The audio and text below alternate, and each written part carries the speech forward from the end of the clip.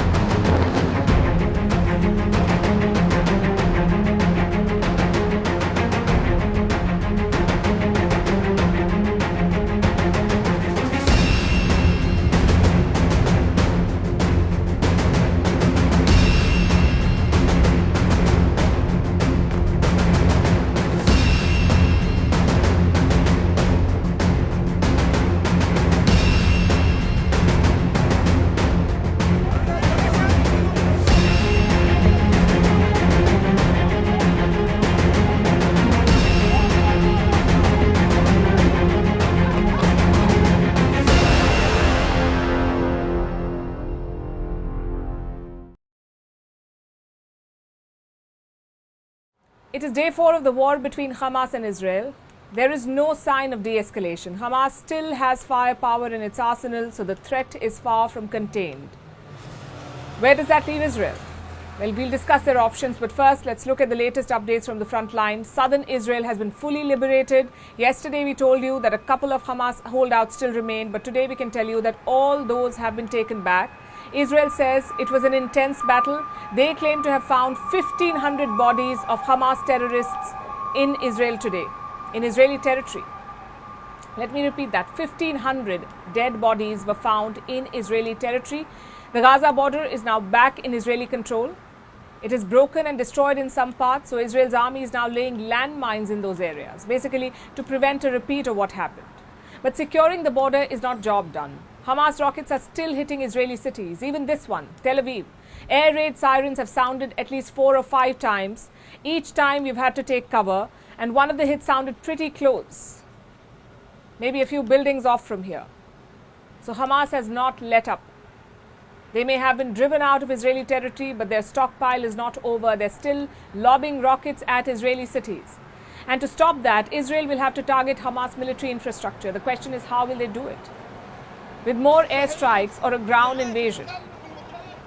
Well, the airstrikes continue. The death toll has reached almost 1,600. If you remember, it was around 1,200 yesterday, so that's 400 people dead overnight. Israel says around 900 of their citizens have died. 900 Israelis, including some foreigners. In Gaza, it's around 700. We are not including the Hamas terrorists in the toll, the 1,500 bodies that have been recovered.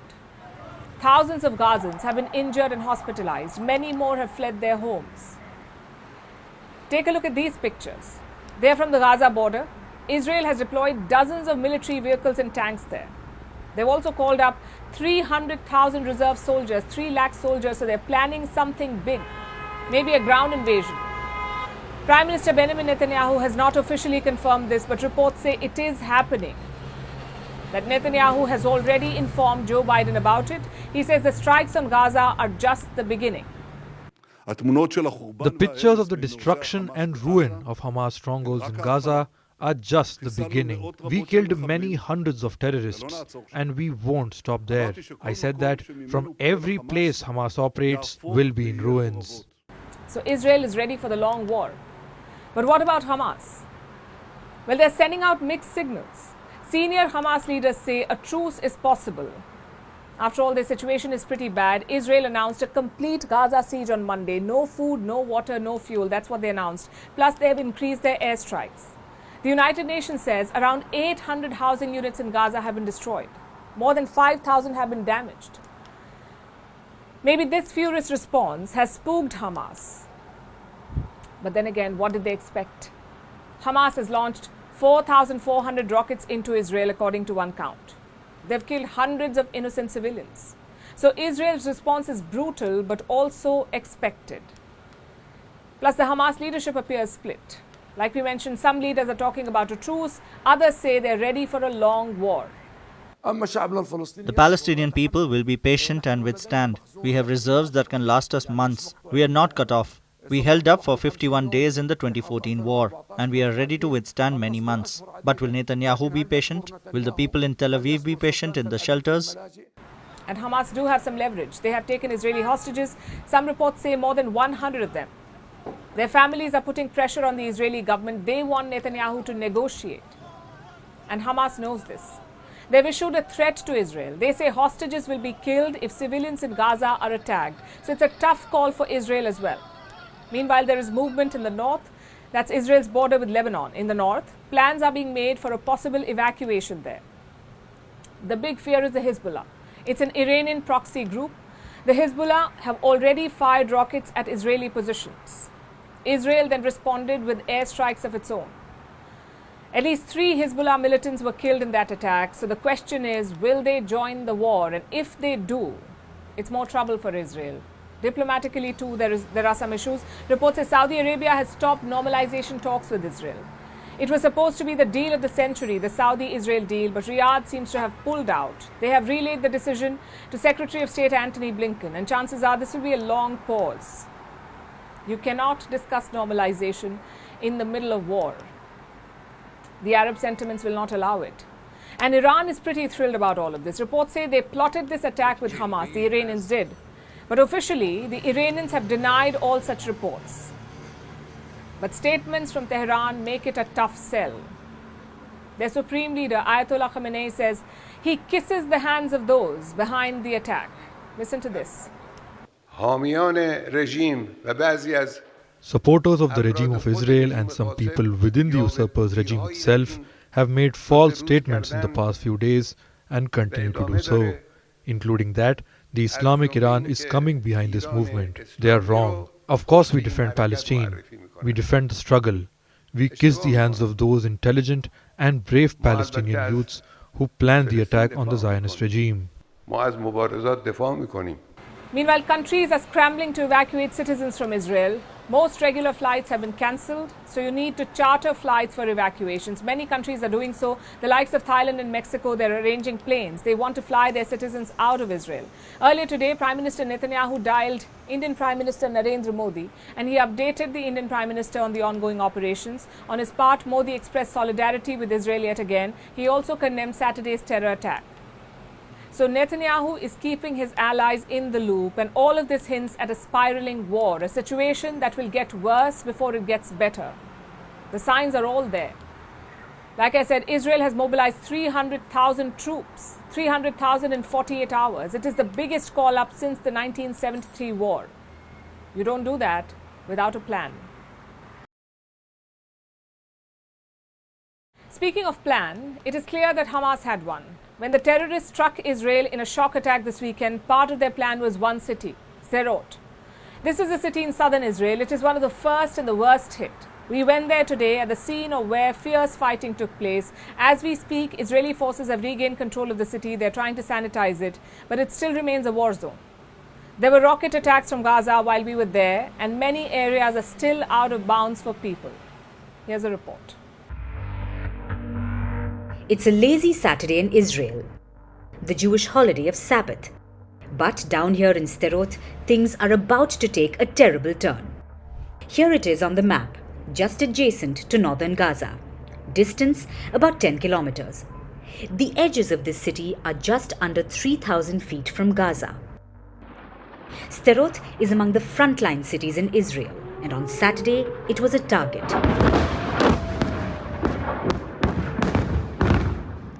Hamas terrorists poured into the city.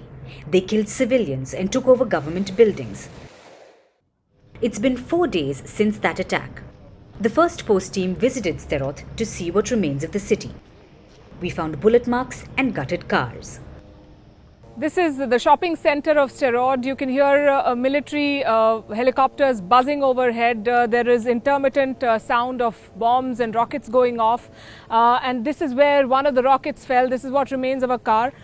Metal and glass splintered everywhere around this, including on this other vehicle that also bore the brunt of this attack from Hamas terrorists. This happened a couple of days back.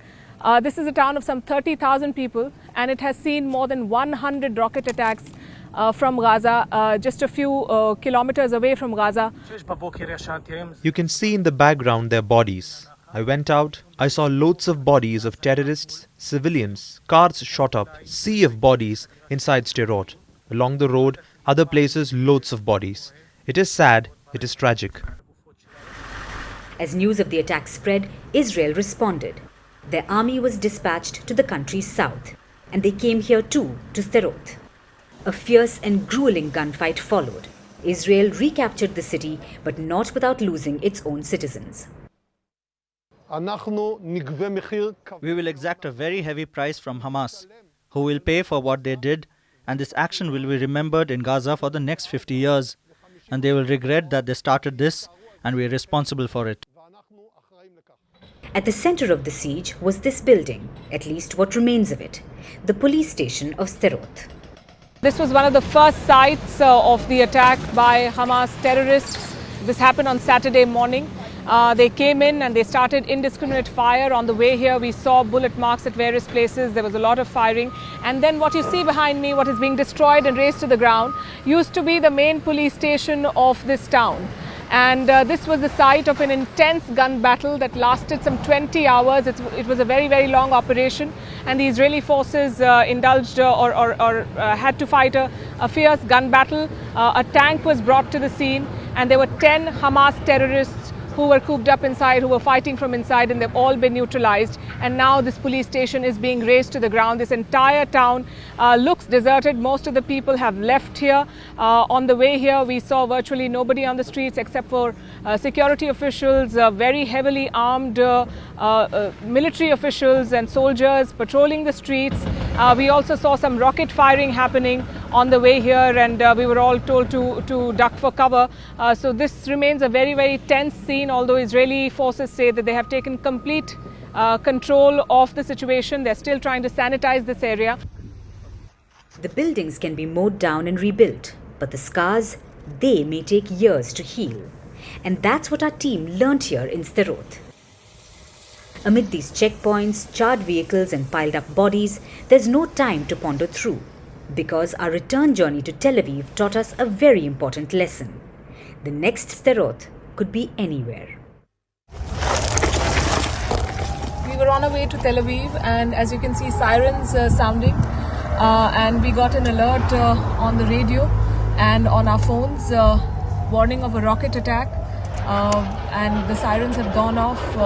They're ringing loud in Ashdod, in Tel Aviv and other places, and people have pulled over their cars. You can see a long line of vehicles along this road, and everyone in these cars has gotten off, and they're all taking shelter. As you can see, it's a very tense situation. On the way to Tel Aviv, we've seen red alert in various places, including in Ashkelon and other places in southern Israel. So while the Israeli military says that the situation is completely, that they have taken control of the territory, it still remains a very, very sensitive zone.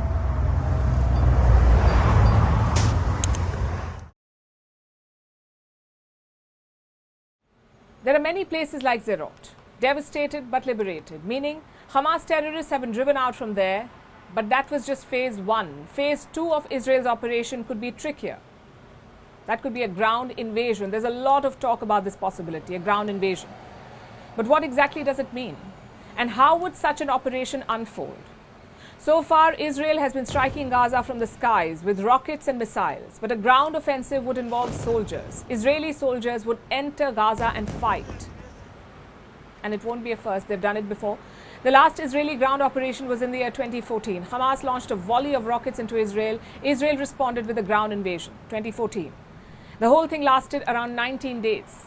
More than 2,000 Palestinians were killed. Israel lost 73 citizens. Before that, in 2008, there was another ground invasion, Operation Cast Lead. This invasion lasted around 2 weeks. More than 1,400 Palestinians were killed. And Israeli casualties? 9 deaths.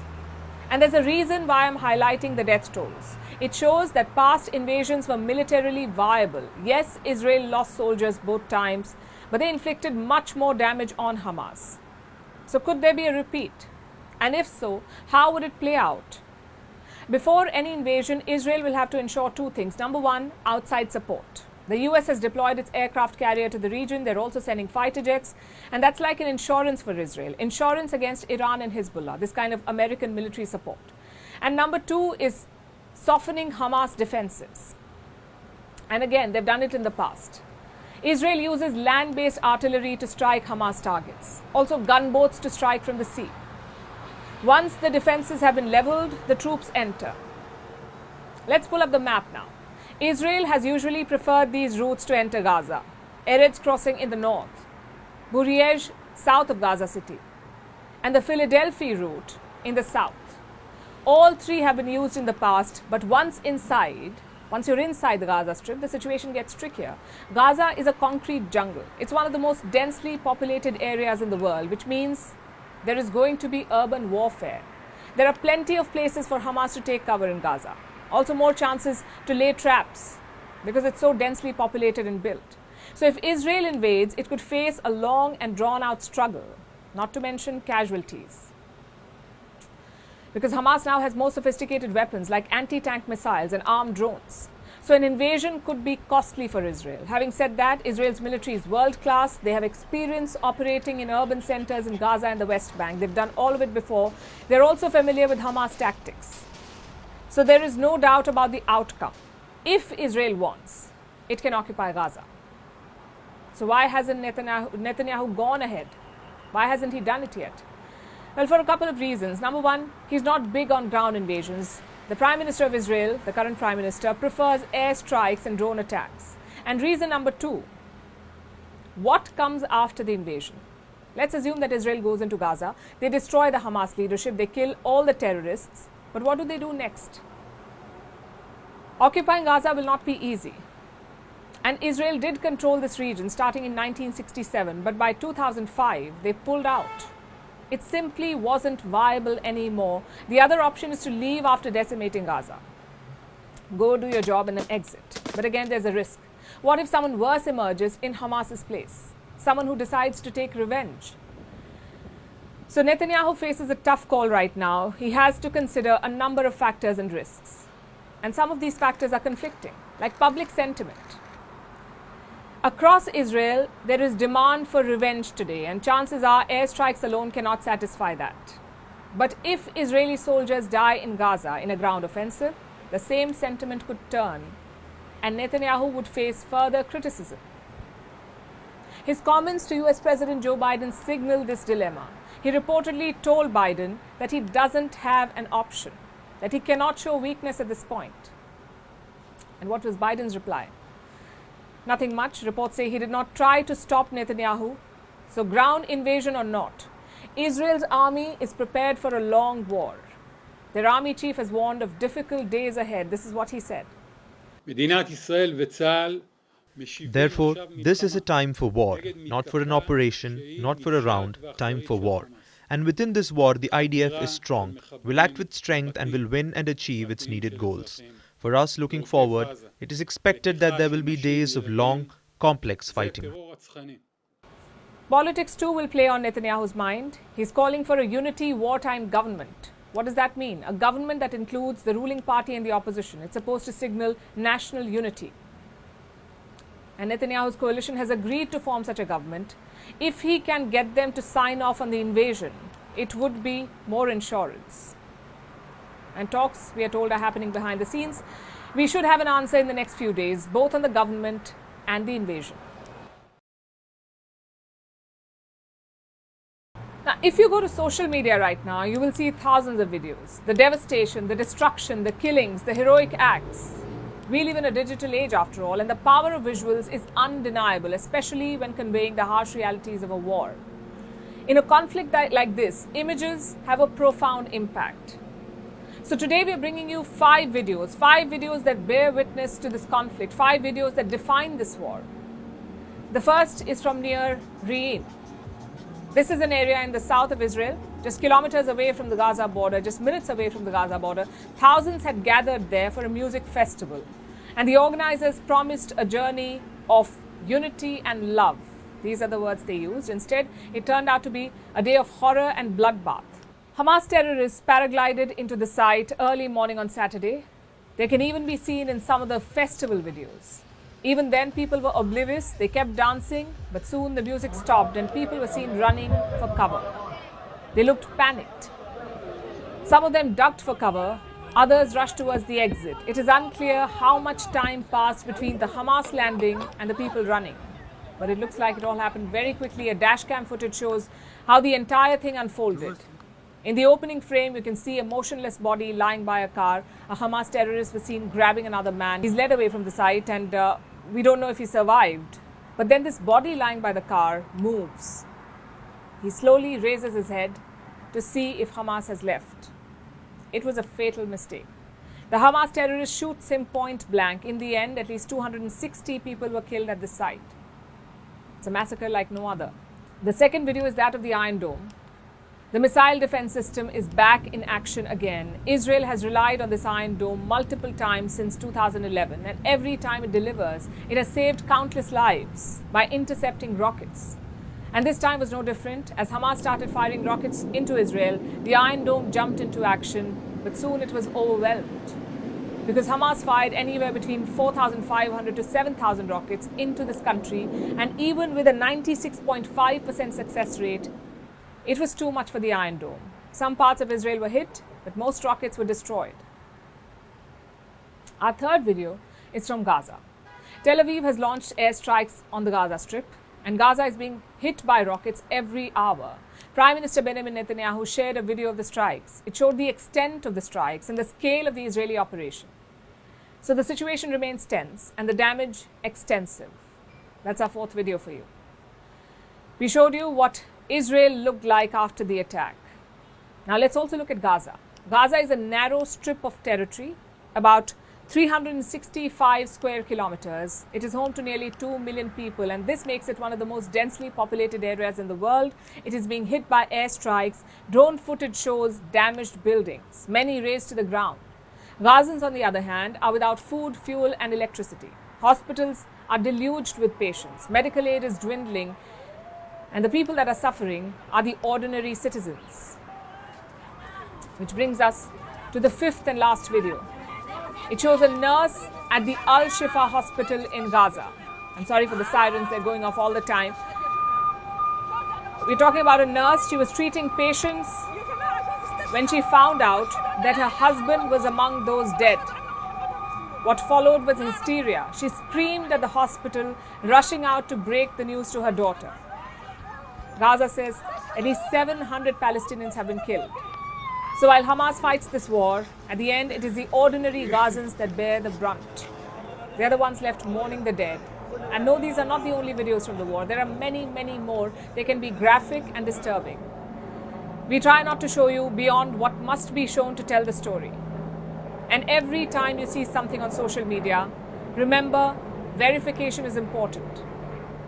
Plus, visuals can be a double-edged sword, because they can be manipulated or selectively used to craft specific narratives. As you follow this conflict, our advice to you is this: take everything with a pinch of salt. Visuals have the power to galvanize and inform, but not everything that you see on social media is real. I'll tell you what is real though. The threat of a true front war. Right now, Israel is battling Hamas in the south. That's the only front. But to the north, a new one is appearing, the Hezbollah in Lebanon. Take a look at these pictures. Israeli soldiers and tanks are heading to the Lebanon border. The security is being beefed up. There is also talk of evacuations. The Defense Ministry wants settlements near Lebanon to be ready for a conflict. This follows Hezbollah's decision to join the war, not formally but tacitly. On Sunday, they fired rockets into 3 Israeli positions. There were no casualties, but Israel responded in kind. They struck Hezbollah positions and killed three of their men. So now it's a cycle of attacks. On Monday too, Hezbollah fired rockets at Israel. Hence the preparations. Israel has suffered one sneak attack already. They don't want to suffer another one. But who exactly are the Hezbollah? In simple words, another Iranian proxy, a very powerful one in Lebanon. Hezbollah was formed back in 1982 with one objective: to fight against Israel's occupation of southern Lebanon. And how many fighters do they have? Some 100,000.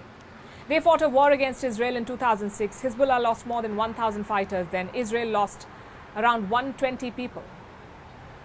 They pounded Hezbollah military assets and infrastructure.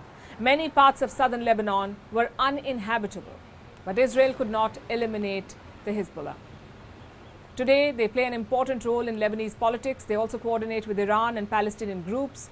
Even this attack, reports say their planning was done in Lebanon's capital. The planning for this attack was done in Beirut, according to reports. And like Iran, the Hezbollah have denied all of such reports. But their leaders cannot seem to contain their joy at what has happened. We salute all our beloved Palestinian resistance factions in Palestine, no matter to whom they belong, and they are all united in the resistance. We tell those that the nation is with you, our hearts, minds, souls, our history and guns and rockets, and all that we have is with you. So far, Hezbollah's role has been limited. They have refrained from striking deep inside Israel, but the fear is that could change. Like we said, there is talk of Israel invading Gaza. If that happens, the Hezbollah could join the fight. Plus, there are many Palestinian groups inside Lebanon, and they're putting pressure on Hezbollah. They want the group to release the pressure on Hamas, to help Hamas. How would they do that? By opening a second front. Israel and its allies are aware of this threat. American officials have warned Hezbollah against entering this war. They've also deployed warships and fighter jets. But with these guys, you never know. The Hezbollah has vast experience dealing with Israel. They also had some relative success. In the year 2000, Israel withdrew from parts of southern Lebanon. Hezbollah capitalized on that. They claim to be the only Arab army to beat Israel, to make them give up territory. So you understand how the Hezbollah works. It's a lot of risk and bluster. In fact, they're threatening US military assets in West Asia now. The US has around 30,000 soldiers in this region, also many warships and bases. And the Hezbollah says if the US enters this war, these assets, these American assets, will be attacked. But why isn't Lebanon's government controlling them? Well, their economy is in dire straits. They need all the help they can get. So why antagonize the Americans? Because the government does not control the Hezbollah. It's almost the other way around. Most of Hezbollah's decisions are taken in Iran, so the assumption is that Tehran is coordinating all of this. That's where the focus is. The sneak attack by Hamas, the rocket fire by Hezbollah, all of it is being orchestrated by Iran. The question is, do they want an escalation? Does Iran want an escalation? Israel certainly is not waiting to find out. They've sent more soldiers and tanks to the northern border. Earlier today, there were reports of a possible aerial infiltration from Syria and Lebanon, an attack from the skies. Israel ended up scrambling its forces, but it turned out it was a false alarm. It's a neat strategy for Iran and Hezbollah. Keep Israeli assets tied down in the north, but it's also a risky strategy, because if Hezbollah and Israel go to war, it won't be a local war. Iran could end up being involved, and if Iran is involved, the US will intervene, and you could have a much bigger conflict in West Asia. You can forget oil prices and supply chains then. A lot depends on the next few days on how this plays out. If Israel enters Gaza, Hezbollah could consider it as an excuse, a justification to wage war. And in the blink of an eye, things could escalate.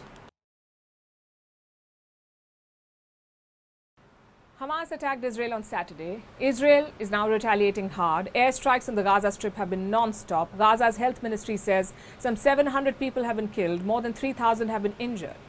Apartment blocks have been razed, roads have been destroyed, hospitals are overwhelmed, and so are morgues. Before the strikes, Israeli Prime Minister Netanyahu warned Gazans to leave the area, but for most Gazans, they have nowhere to go.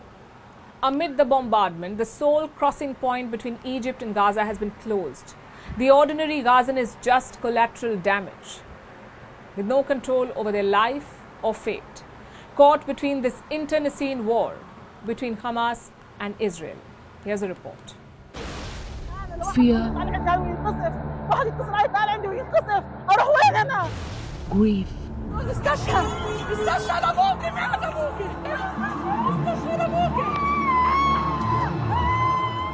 death,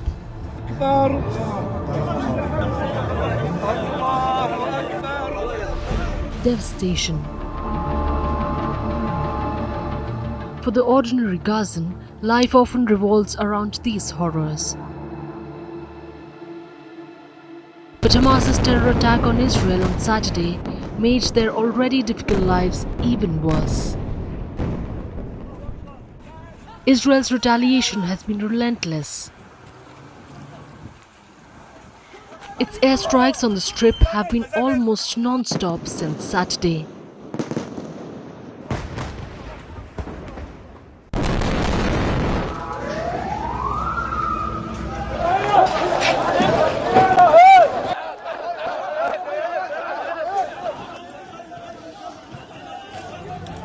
With their homes razed and the life they knew reduced to rubble, Gazans are wondering where to go.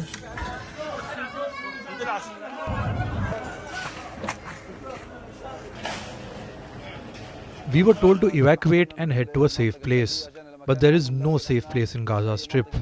As you can see, the airstrikes are targeting everywhere.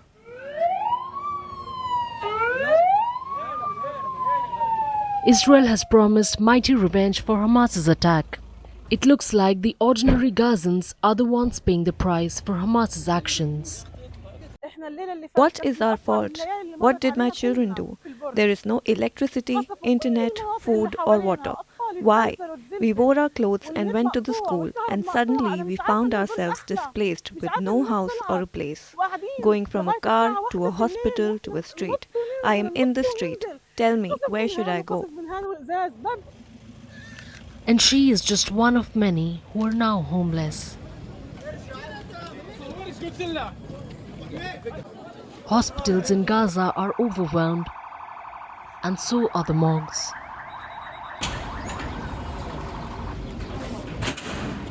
This is the moment a nurse who was trying to help save lives found out she lost her husband. My husband has been killed. It happened while I was working. She rushes to hug her daughter as she breaks the devastating news to her.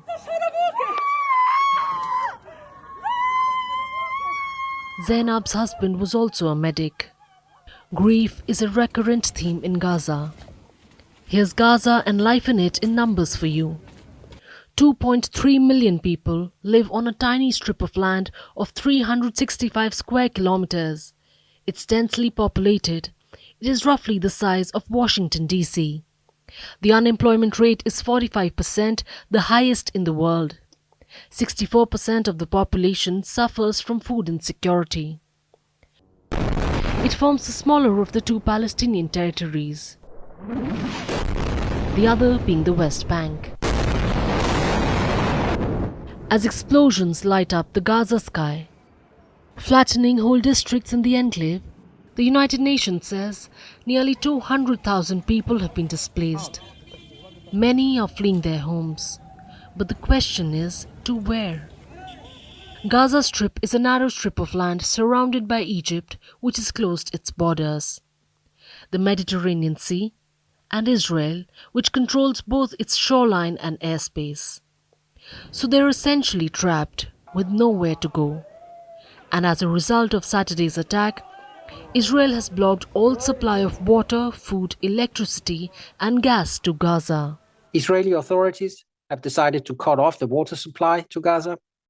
This decision affects over 610,000 people and will result in severe shortage of drinking water.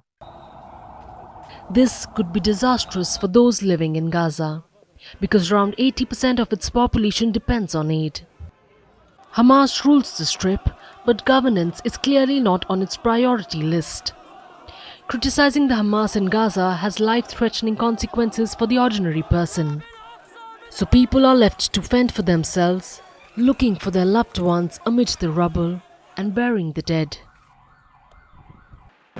Hamas started this war. Israel is determined to finish it. And caught in between are war-ravaged, poverty-stricken, ordinary Gazans who've had no role to play in Saturday's attack, but who will bear the brunt of Hamas's misadventure.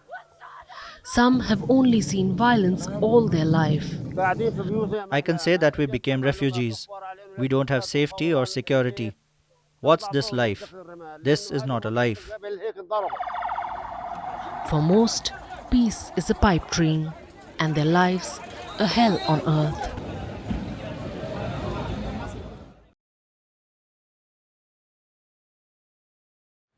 So ordinary Gazans are suffering, they're bearing the brunt of Hamas's actions. But what is the group doing? Where are its leaders? And is there consensus among them on the next course of action? Here's what we can tell you. It seems that the Hamas leadership is divided. And we'll tell you why we say this.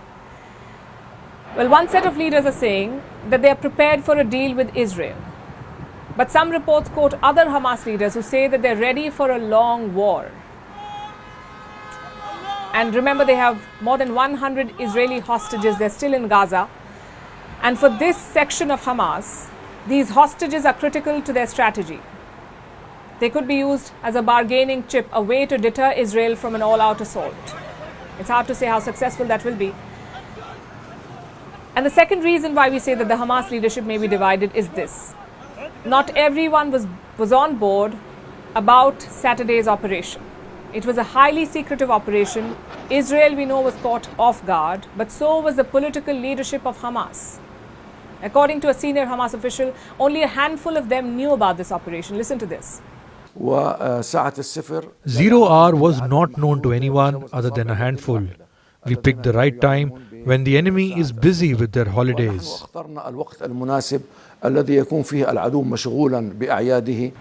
So they picked a Jewish holiday, they did not inform everyone, and they launched out an all-out assault. According to Hamas, the attack was planned by around 6 of their top commanders. All of them were in Gaza, no one else was informed, not even the group's other leaders. You may remember earlier Hamas had also talked about taking help from Iran.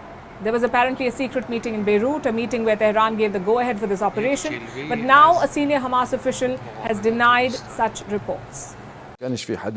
No one from Hamas's central command was in Beirut last Monday. No one from the central command or the political bureau was here before the operation. So we come back to the question. Who is leading the Hamas right now? And where is its leadership? Well, Hamas was founded in the year 1987 by this man, Sheikh Ahmed Yassin. He was a Palestinian refugee living in Gaza. Israel killed him in 2004. And after that, Hamas tried to morph itself into a political party. They contested an election. In 2006, they won the parliamentary election in Gaza, and 1 year later, they took control of the Strip. Since then, Hamas has been the de facto ruler of Gaza. Currently, they have 2 leaders. There is Yahya Sinwar. He still lives in Gaza. And then there is Ismail Haniyeh. He currently lives in exile in Qatar. And these are the 2 main leaders of Hamas. But there are several others, and most of them have left Gaza. They now live in different countries, in Turkey, in Qatar, and in Lebanon. And reports say they lead a life of luxury. They live in upscale hotels in Beirut, Doha, and Istanbul. They wear fancy suits. They attend meetings in 5-star hotels. They travel in private planes. Their children run lucrative real estate businesses. Take Ismail Haniyeh, for example. In 2006, he famously pledged to just live on olive oil and dried herbs for the rest of his life. But in 2021, the same man was caught playing soccer in Qatar. So this is an image problem for Hamas, and it has been going on for quite some time. Hamas may talk about the situation in Gaza, but its leaders do not live in the Strip. They lead luxurious lives abroad. while ordinary Gazans deal with poverty and blockades. And it's something that has come up before. And Hamas knows about it. So they hardly comment about their leaders abroad. More often than not, they call these temporary foreign tours, a way to widen their cause, to get support from outside. But the thing is, these tours go on for years. The leadership is quick to leave, but they're not so quick to return. And ordinary Palestinians have noticed it. So the Hamas leadership often talks about struggle, on being with the Palestinians, on supporting the Palestinian cause, but this is not their struggle or that of their families. They stay far away from all of this, pulling strings without suffering the consequences.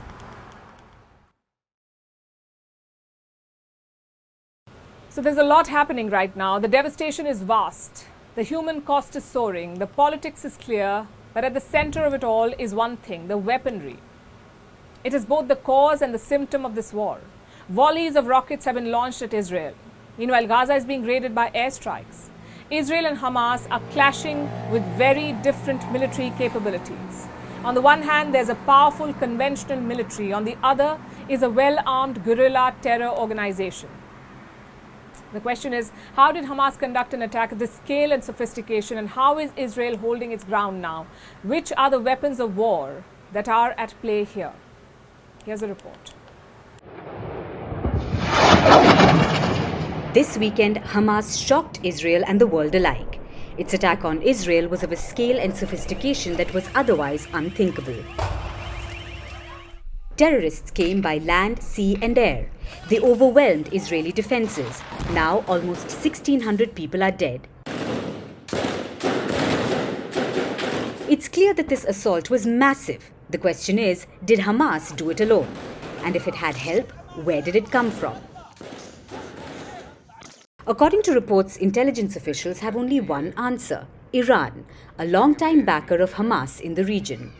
Now, Hamas and Iran didn't always see eye to eye, but their relationship has evolved. Israel says Hamas receives support worth $100 million a year from Iran. In an interview last year, the leader of Hamas, Ismail Haniyeh, acknowledged receiving aid. He said the group received $70 million in military assistance from Iran. The US says Hamas receives funding, weapons and training from Iran. And experts agree. They say the assault on Israel bears Iranian marks. The Hamas attack saw motorized paragliders. They were joined by swarms of rockets and drones which were hitting targets with a high degree of precision. Intelligence officials say 4,000 of these weapons were manufactured with the help of Iran. Hamas lacks armored vehicles, but it operates from utility vehicles like Land Rover Discoveries, which have weapons mounted on the back, like a .30 caliber heavy machine gun. They are mobile and devastating. Reportedly, Hamas also uses surface-to-surface ballistic missiles. According to Israeli military estimates, Hamas has at least 7,000 rockets of varying ranges, 300 anti-tank missiles, 100 anti-aircraft missiles, dozens of unmanned aerial vehicles, and an army of 30,000 terrorists. Many of them received training in camps with Iranian advisors. Now, Iran's precise role in this conflict remains unclear, and whether or not Iran was involved may have consequences. But that's an issue for the future. For now, Israel is focused on winning the war. Israel's conventional military is battling Hamas's, albeit well-armed, guerrilla capabilities. Israel's military is comparable to that of the US or UK. While volleys of rockets have been launched at Israel, they have responded with airstrikes raining down on Gaza. Now, the threat of Israeli tanks rolling across the border is very real. Israel's military prides itself on its large number of tanks. It's among the world's largest weapons exporters. Its Merkava tank is similar to the German Leopard 2 battle tank, which has become well known for its use in Ukraine. In terms of air power, Israeli military uses its own Kefir fighter jets. These are multi-role warplanes. But that's not all. According to reports, Israel has anywhere between 80 to 400 nuclear warheads.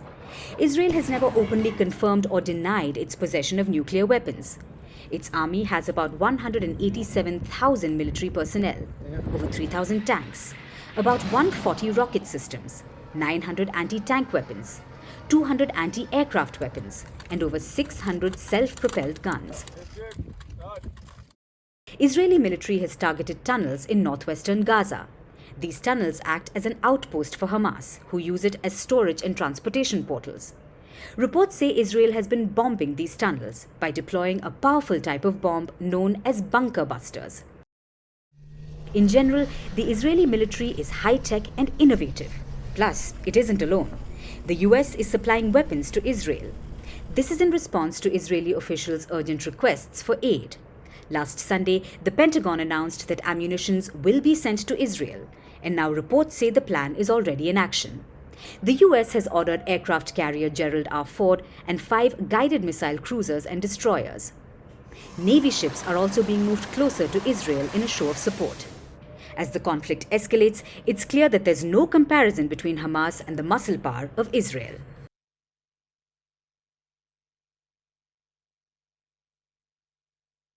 This is the USS Gerald Ford, the American Navy's most advanced aircraft carrier. It can hold some 5,000 soldiers. It can hold a deck of warplanes. It has cruisers. It has destroyers. And right now it is sailing to the eastern Mediterranean. Do you know why? As a show of support to Israel. When Hamas attacked Israel on Saturday, the United States jumped into action. It condemned the attack and it offered its quote-unquote rock-solid and unwavering support. The people of Israel are under attack, orchestrated by a terrorist organization, Hamas. In this moment of tragedy, I want to say to them and to the world and to terrorists everywhere that the United States stands with Israel. We will not ever fail to have their back. The US will always have Israel's back. That was President Joe Biden's promise. And hours later, Washington delivered. It ordered its aircraft carrier to move to the region. The fleet was already in the Mediterranean, so it did not have to go very far. The US is also sending fighter jets as a show of force, a show of support. That's a lot of posturing. And it reflects America's fears. It is worried about this war spreading into the region. It is worried about a bigger conflict in West Asia. That said, Israel is also America's biggest ally in the region. There may be political tensions between the two leaders, Netanyahu and Biden. Biden may not be happy with Benjamin Netanyahu and how he's conducting his affairs, or his extreme far-right government, as it's called.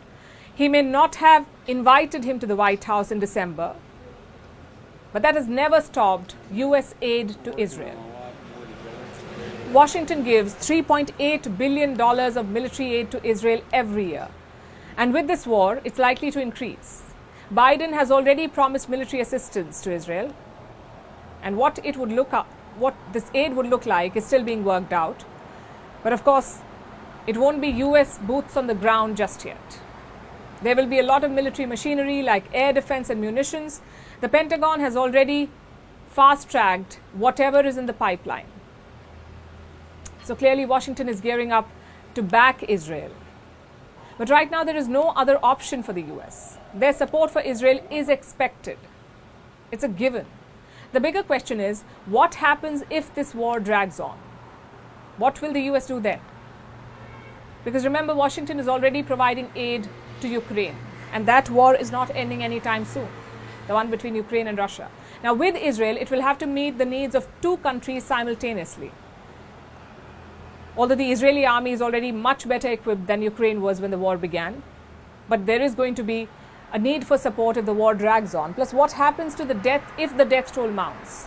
What if Israel launches a ground offensive into Gaza? Thousands of Palestinians could die. There could be a humanitarian disaster. There could be potential for refugees. There could be domestic backlash. All of this will determine how the US navigates this. And remember, this is an election year for them. And while Joe Biden's initial deployment was about strategic deterrence, his incentive could also be political. Like I said, America is going to elections next year, and Biden wants to make sure that the Republicans do not exploit this crisis in West Asia. In fact, they're already calling out Biden on the $6 billion Iranian funds that were released. $6 billion in Iranian funds were released earlier this year. So it is likely that they will use this as a lightning rod. The Republicans will use it against the Democrats. Plus, Biden was hoping to preside over a relative lull in West Asia. His own national security advisor talked about it. His name is Jack Sullivan. Not very long ago, he said, it's the most peaceful West Asia has been in 20 years. That was just a week later. And then Hamas attacks Israel. Also, there's the elusive Saudi-Israel peace deal. If Saudi Arabia normalized ties with Israel, it would change West Asia, and Biden was hoping to be the president who brokers this deal. But right now, it looks unlikely. The deal looks like a long shot. There's no way Riyadh would normalize ties with Israel in the middle of a war. So will it be a dead end soon? Listen to what the US Secretary of State has said. No surprise that those opposed to the efforts to normalize relations between Saudi Arabia and Israel, and more broadly, to normalize Israel's relations with countries throughout the region and beyond, who opposes it? Hezbollah, Hamas, and Iran. So to the extent that this was designed to try to derail the efforts that were being made, that speaks volumes.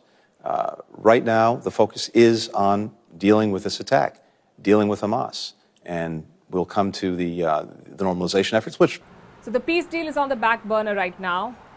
The Biden administration has two main priorities: aid for Israel and prevent the conflict from spreading further. But beyond that, they have no good options. And the diplomatic option could be complicated by how Israel fights this war in the days ahead.